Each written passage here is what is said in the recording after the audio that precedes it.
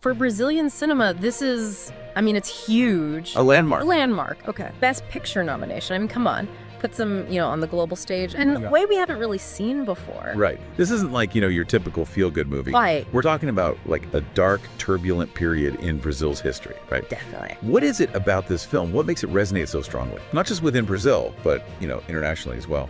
Well, I think it's how they weave that personal story, the loss, the resilience, with this larger, I guess you could say, historical context. It's not just one family's tragedy. It's like a reflection of a nation, a nation grappling with its past. And that seems to be what's really getting to people worldwide, actually. Yeah, the performances, right? Fernanda Torres and Fernanda Montenegro, the reviews have been incredible. They're phenomenal, especially Montenegro. She's a legend in Brazilian cinema. I know. I mean, she was the first Brazilian actor nominated for an Oscar.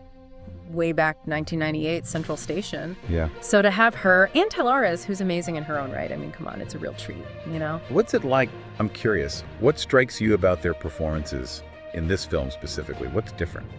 It's you see the depth, the rawness. Their characters, they're carrying so much pain, but also this fierce determination, and you feel it. I mean, you really feel it. Yeah. Just incredible performances, honestly. Yeah. And then there's that whole box office success, right? 13.5 million gross on a 1.5 million budget. Yeah, that's remarkable. Especially, with a film tackling such sensitive subject matter.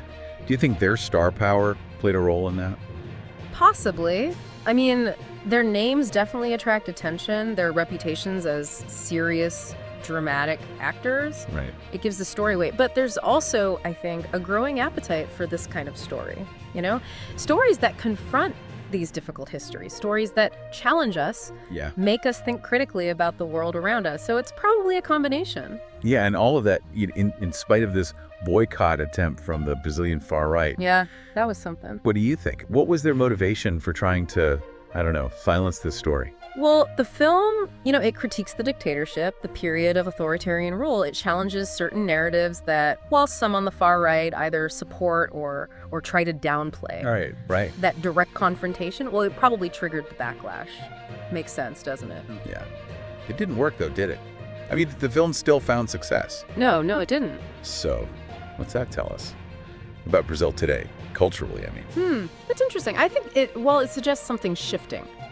That there's a real desire for these stories to be told, even the controversial ones, and a willingness to engage with, the complexities of the past, not just in Brazil, but maybe everywhere. And this is all, post-pandemic. Exactly. A milestone for Brazilian cinema post-pandemic, released in November 2024. Right. Right as the industry was recovering. Right.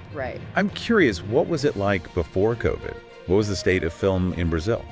Pre-pandemic. Kind of a renaissance, actually. We saw this wave of, critically acclaimed films gaining international recognition. Interesting. Yeah. But then, the pandemic hit. Yeah. Shut down productions, theaters closed.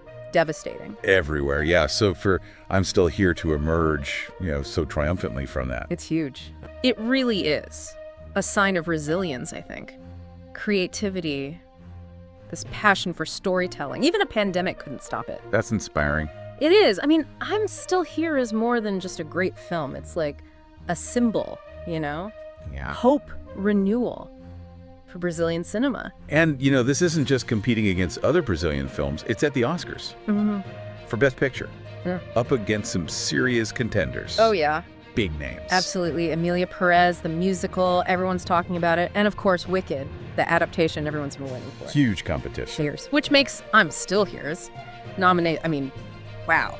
Yeah. Even more remarkable, right? Absolutely. Yeah. Amazing, to see such diverse films celebrated on that global stage. Yeah, it is, yeah. That's great. But before we, get ahead of ourselves, Sure. Let's bring it back to I'm Still Here for a minute.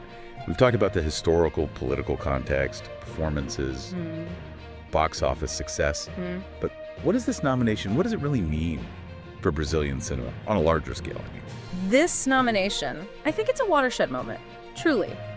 It validates the talent, the artistry of Brazilian filmmaking. It's a signal to the world that Brazil is a force, to be reckoned with on the cinematic landscape. Yeah. It has the potential to, open doors for more Brazilian films, more international recognition. distribution, funding, a whole new chapter maybe? That's incredible to think about. Just one film. Yeah. Changing the game for an entire industry. It really is quite something. Yeah, it's a testament really to the power of stories, transcending borders. Yeah. But before we get too lost in the Oscars and all that, I think we should step back, Okay. focus on the heart of it.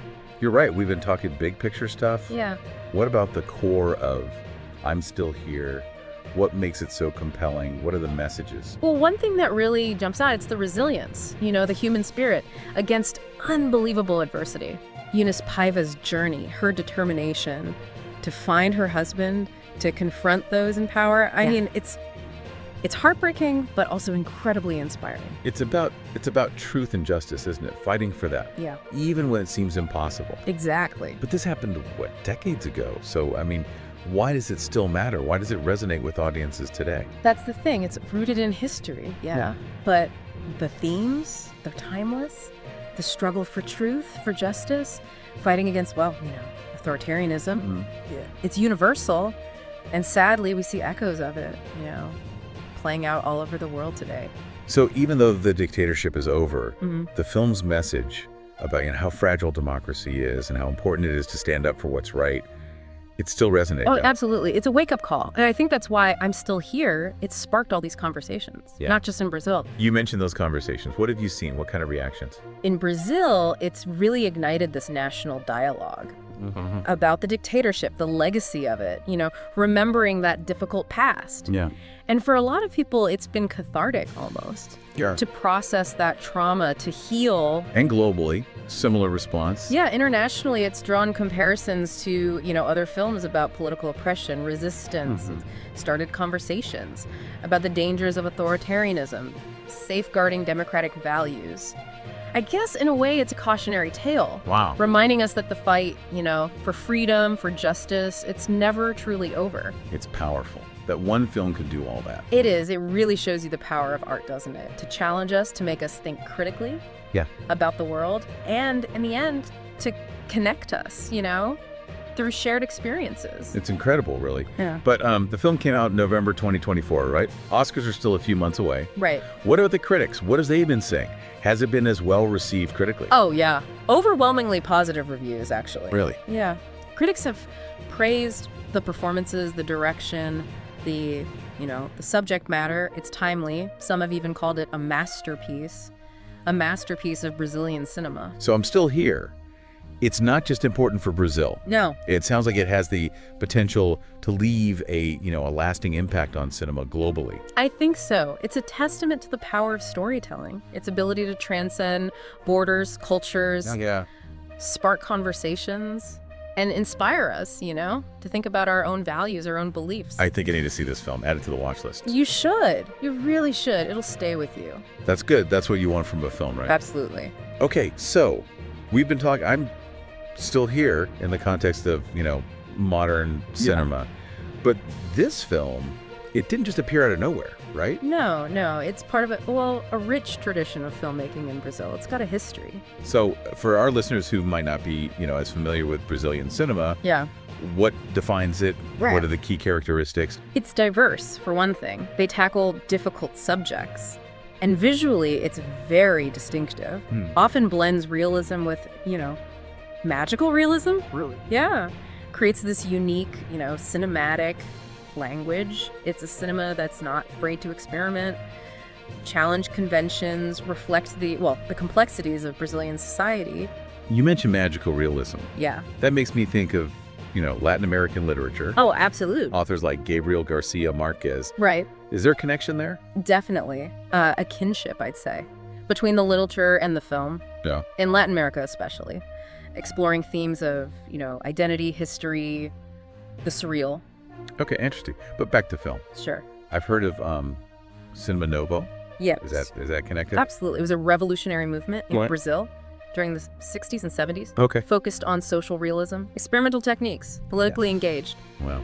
So it sounds like, pushing boundaries artistically, politically. Yeah, exactly. Is there like a film from that movement that our listeners might know? One of the most iconic ones, it's Black God, White Devil Okay. by Glauber Rocha. It's powerful, allegorical, explores poverty, religion, social revolution. Wow. Yeah. in the northeast of Brazil. A must-see, really, if you want to understand Brazilian cinema. So where does I'm Still Here fit in? Yeah. Is it, carrying on that legacy? In a way, yes. I'd say it's a contemporary heir. It shares that commitment, to exploring social, political realities, but with a modern sensibility, a modern aesthetic. So it's like taking those core values, the Yeah. social engagement, the artistic innovation, Right. and translating them for today. Exactly. That's cool. We've got this incredible film, internationally acclaimed, deeply rooted in Brazilian history and cinema. Mhm. What kind of impact, with this Oscar nomination, what could it mean for the future of Brazilian cinema?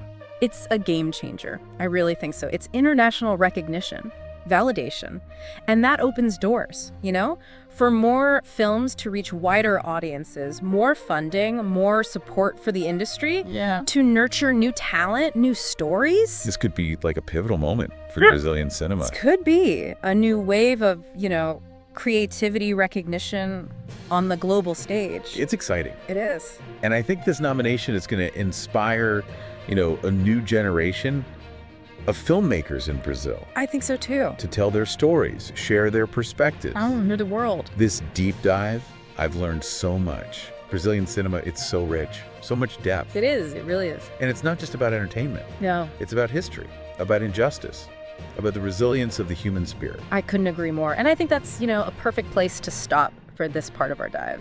So before the break, we were talking about Cinema Novo. Fascinating stuff. It really is a pivotal moment in Brazilian cinema. It is. But, I want to shift gears a bit, get a little, meta with it. Meta. Okay, I like it. Lay it on me. All right. So we talked about the film's power to spark conversation about, Brazil's past. But what about today? How does a story about political struggle, a dictatorship, a period that, ended decades ago, speak to audiences now, both in Brazil and globally? That's a great point. And I think it really gets to the core of why this film is resonating so strongly. It's like, yeah, it's set in the past. But the themes, authoritarianism, censorship, that fight for truth, for justice, those are sadly timeless. You're saying even though the dictatorship is over, those themes are still relevant today? Yeah, unfortunately. I mean, look around. We see it. Echoes of these struggles in so many parts of the world. Right. The places where freedom of speech is threatened, where governments try to silence dissent, individuals fighting for basic human rights. Right. It's a reminder, I'm still here, that those battles are ongoing, and that protecting democracy, it takes constant work, constant vigilance, That's a sobering thought. But it's true. This film isn't just a history lesson. It's a call to action almost, telling us to, be aware, stand up for what we believe in. And this nomination, this feels like part of a bigger trend. More diverse stories, different cultures, different perspectives, getting recognized. Definitely. It's been a long time coming. But it's a good thing, right? Seeing this shift, it shows a growing awareness, the importance of representation, the richness that comes from experiencing stories from all over the world. And I'm still here. With its history, the performances, the themes, it's a perfect example. It really is a milestone, not just for Brazil, but for global cinema. It's a sign. We're moving towards something more inclusive, more representative, and that's worth celebrating. This has been a fantastic deep dive. I feel like we've really gone in depth here. From the film itself, to Brazilian cinema as a whole, to the global impact of, diverse storytelling. Any final thoughts for our listeners as they, go out and experience I'm Still Here for themselves? Just seek out those diverse stories. Embrace films that challenge you, that make you see the world differently. I'm Still Here is a testament to the power of storytelling and supporting voices from around the globe. It matters. That's a great note to end on. I think we all need to hear that. So to all our listeners out there, check out I'm Still Here, form your own opinions, and until next time, keep exploring, keep learning, and keep diving deep.